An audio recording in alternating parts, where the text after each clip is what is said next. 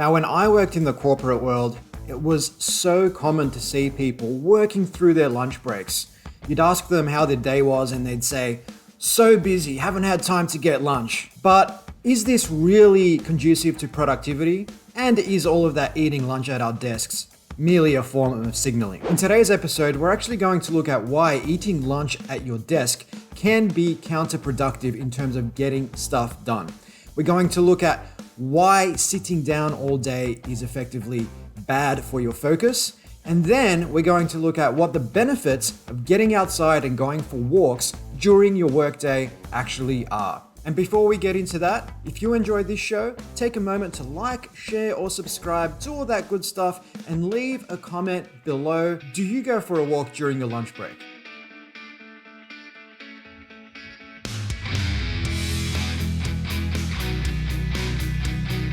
Now, it turns out that when we sit for an extended period of time, our brain can actually produce a state of mild depression. In fact, our brain can fall into a trance-like state fueled by alpha brainwaves. Now, you might experience this when you're sitting down at your desk for extended periods of time, or you might also experience this when you're binge watching Squid Game on Netflix.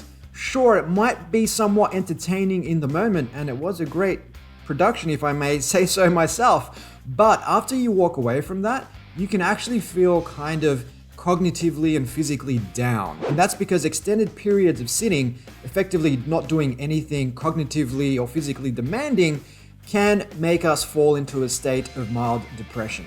Now, if we're engaged on cognitively demanding work, perhaps we're putting together a sales presentation, perhaps we're putting together a pitch deck as our company is raising capital, of course we want to sit down at our desks and power through that work. But human beings aren't robots. We can't perform at the same level throughout the entire day. We need to break things up. We need to pulse, then pause. Pulse, then pause.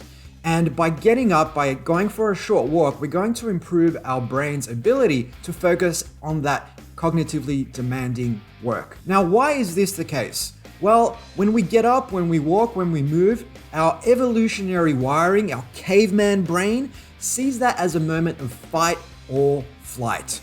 Because back in the day, tens of thousands of years ago, when we were running around the African savannah, moments of movement could have meant that we were either foraging for food or that we were pursuing prey or trying to evade a predator.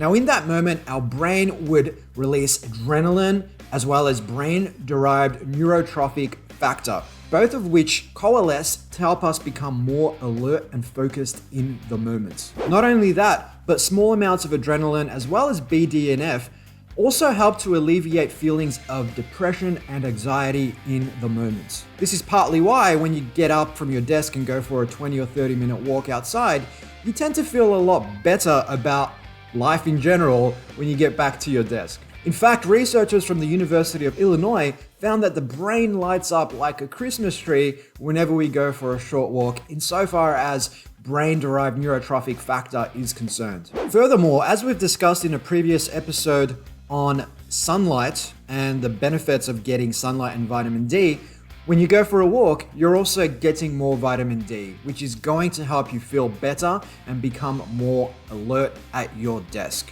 And vitamin D has also been linked with boosting serotonin levels, which acts as a mood regulator and effectively helps us to feel better.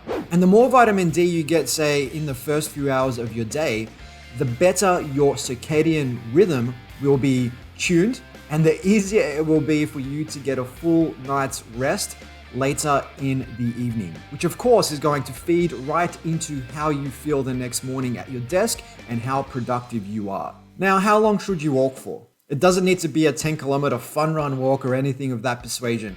Even a 10 to 20 minute moderate pace walk outside is going to get that adrenaline, that BDNF flowing so that you are more alert when you get back to your desk. And it doesn't necessarily even need to be a walk outside. It could be a wander around the office if you happen to work at Google campus and you can do that.